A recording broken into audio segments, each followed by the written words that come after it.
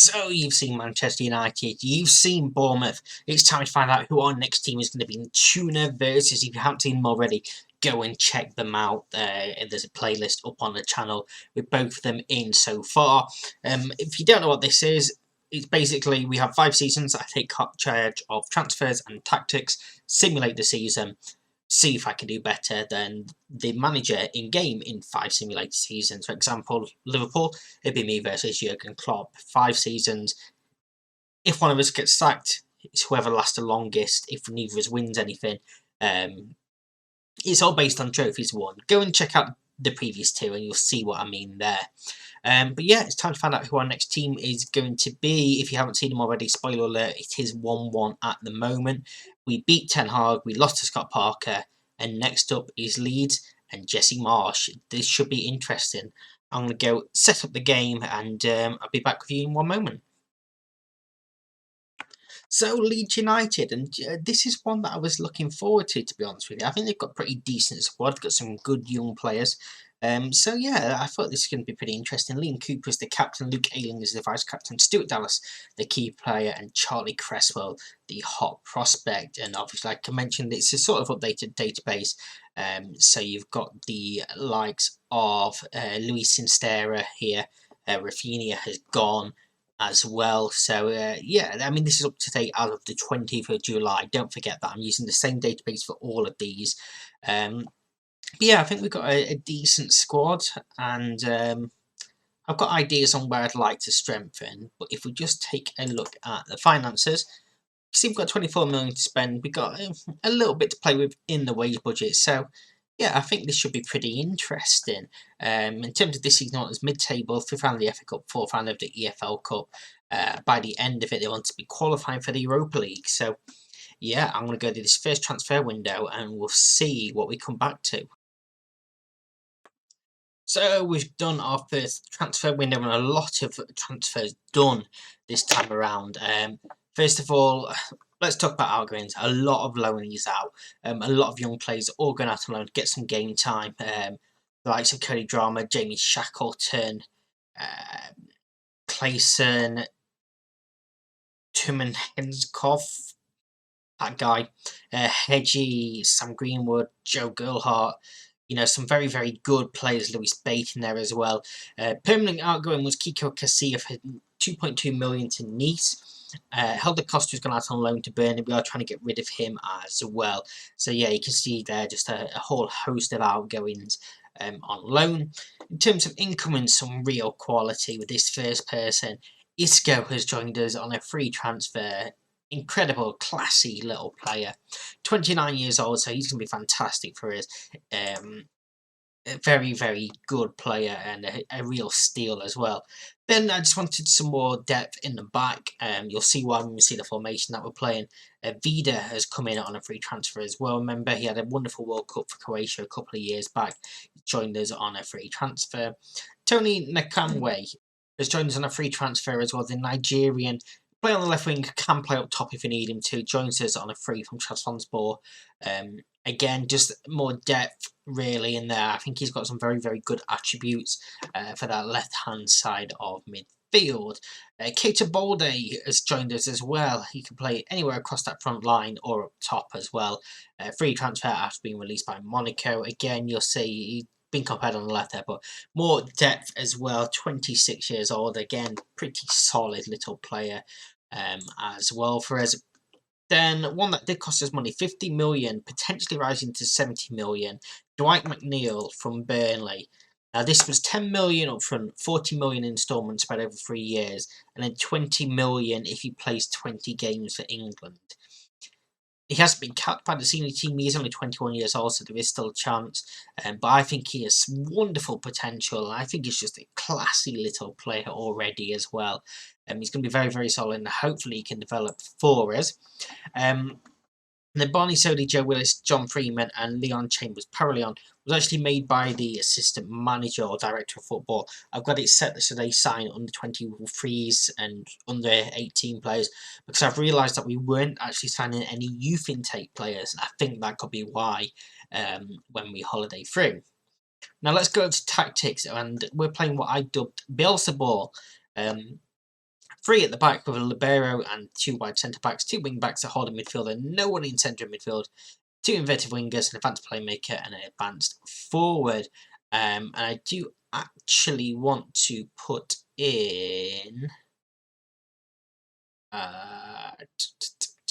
where is he? Dwight McNeil. I do actually want to put him in on that left-hand side to play as many games as possible. So we are going to stick him in there. Yeah, this is actually, I believe, created by RDF Tactics. Wonderful, so insightful content creator in terms of tactics and just Football Manager in general. So I've taken that and just tweaked a couple of things. I've used this in a couple of saves as well versus Elmo in the Battle of the Bosses, which you can see on the channel as well, and I do recommend you check them out. I believe they are pretty unique in terms of videos. So yeah, this is what we're going with. Hopefully it's going to work out, and I felt it was perfect time to bring it back to Leeds. Obviously, Bielsa decided last season, but the place in the hearts of so many Leeds fans, so we're going to pay some homage to him. Now, in terms of fixtures played so far, we beat Brighton on the opening day 3-0, Isco, Rodrigo and Dan James scoring the goals. For a 1-1 draw with Wolves, Isco scoring a penalty, Raul Jimenez equalising 10 minutes later. We then beat Burton on penalties in the second round of the EFL Cup. Vija scoring in the 5th minute, Liam Cooper in the 39th minute, Malt scoring a brace to take it to penalties, where we scored all three, they missed all three. Nice and simple. Well, not nice and simple. It'd been simple if we'd have won in 90 minutes, but we are through to next round where we've been drawn against Chelsea. Then we lost 1-0 to West Ham in our last game. Issa Diop scoring in the 83rd minute. A bit unfortunate, really, to be conceding that late on. Tough run of games that are coming up. Chelsea, Manchester United and Chelsea in the next few games. One thing that we haven't really taken a look at before is the season preview. We're in 12th place. Perfectly fine with that. I'd be happy with that. I would like to try and finish in a 10th or above, which is where we're sat at the moment, 10th place. Maybe push for European places. Maybe try and push for a cup. It's going to be tough though. Mid-table, I'm going to be looking for this season. I think we have got a real good quality in this squad. You can see some just solid players. Good potential as well, and a lot of them. Some fantastic young players as well. Leeds really do have some cracking young players. One thing as well, we have recalled Tyler Adams from his loan. He does start away on loan. We have brought him back for this coming season. Right, that's enough waffle. Shall we go and simulate this first season and see how we get on? So at the end of our first season, we finished in 13th place in the league, which I think is decent. Just 14 points off the European place. We actually got by Brentford as well. Wonderful season for Brentford. So yeah, I'm not too bothered about that as well. I think it's a pretty good season. Third round of the FA Cup by Swansea though is very disappointing. Quarterfinals of the Carabao Cup, however, is very nice. If we just take a look at the Premier League, we won 11, drew 13, lost 14. So we need to stop. With all these draws, we need to turn some of them to wins. We did get a draw against Man City in there and Arsenal. We beat Liverpool, we beat Manchester United as well. You can see in there. But yeah, 46 points, you know, it's decent.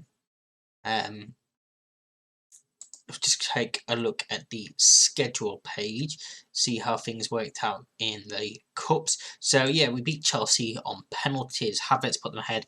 Rodrigo in the 91st minute equalised. We scored all, what's that? 2, 4, 6, 8 of ours. Raheem Sterling missed for Chelsea. We then beat Stoke in the 4th round before losing 2-0 in the quarter-finals. In the FA Cup, it went to a replay. It was 3-3 in the first leg. Jamie Patterson put them 2-0 up before Rodrigo and Isco equalised. Jack Harrison made it 3-2, and then Patterson with his hat-trick winning the getting the equaliser before in the replay. Rodrigo put his head on Mafebi and Piro won the game for Swansea. So that's pretty disappointing. In fact, it was a pretty disappointing run of form, really, there. January into February. In fact, the end of the season, we had a pretty good start to the season, but the end of the season really has not been fantastic for us at all. In terms of the squad appearances, McNeil playing in 44 games, Melier in 43. You can see a whole host of games in there. Goals, only Rodrigo in double figures with 10, Isco getting 8, Sturridge hitting 5.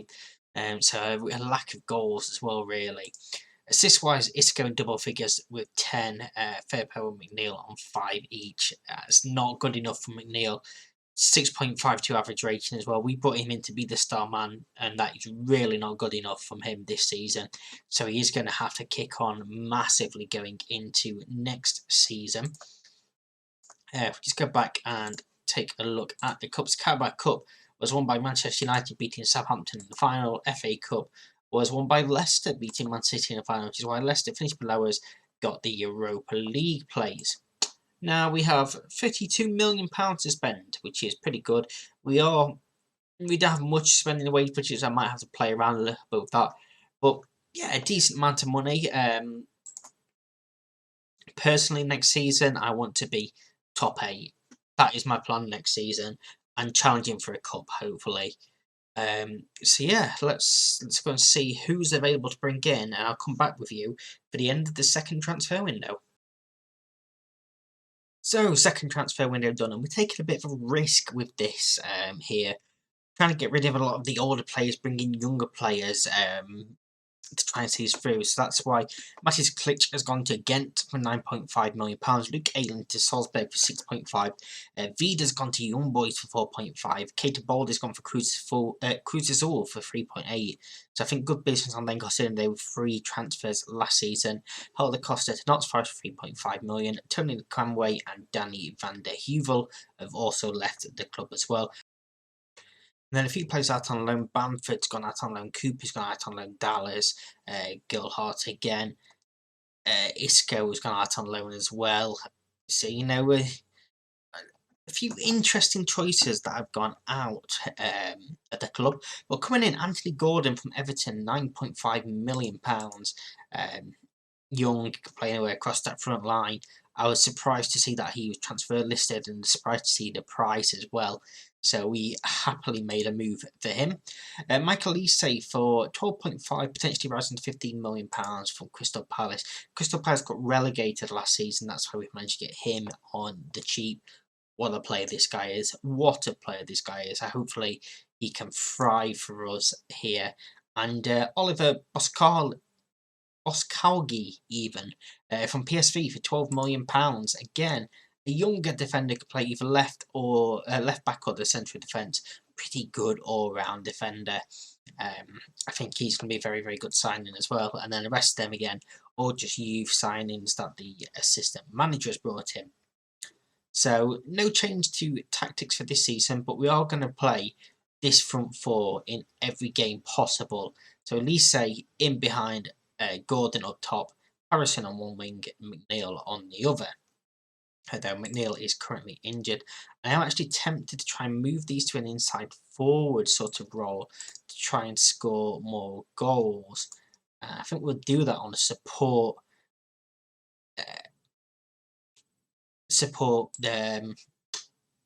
yeah.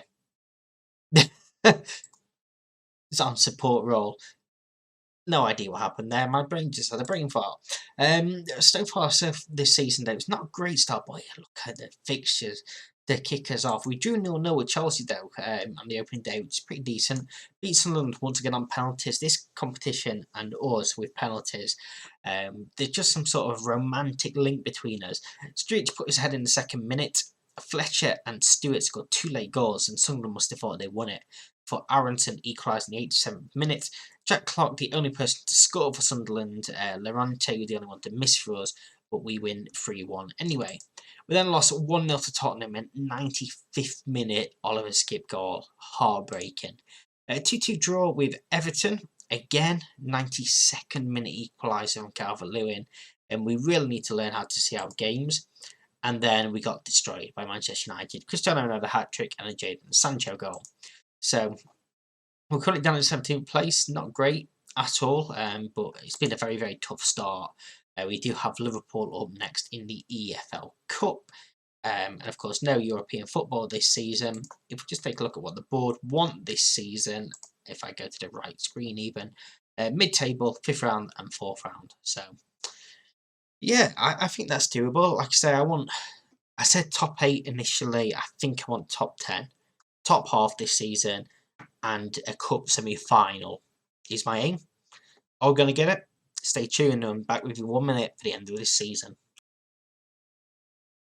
So the gamble did not pay off. We have once again been sacked, this time by Leeds, and yeah, I suppose it was a risk getting rid of a lot of the players that helped us get that 13th place finish last season. Roberto Martinez is now there. We were sacked on Boxing Day after a defeat to Arsenal, a 3-2 defeat to Arsenal. You can see how poor the start of the season was as well. Leeds ended up finishing in 14th place. We were bottom of the league when I got sacked. That's fair enough, I think. Yeah,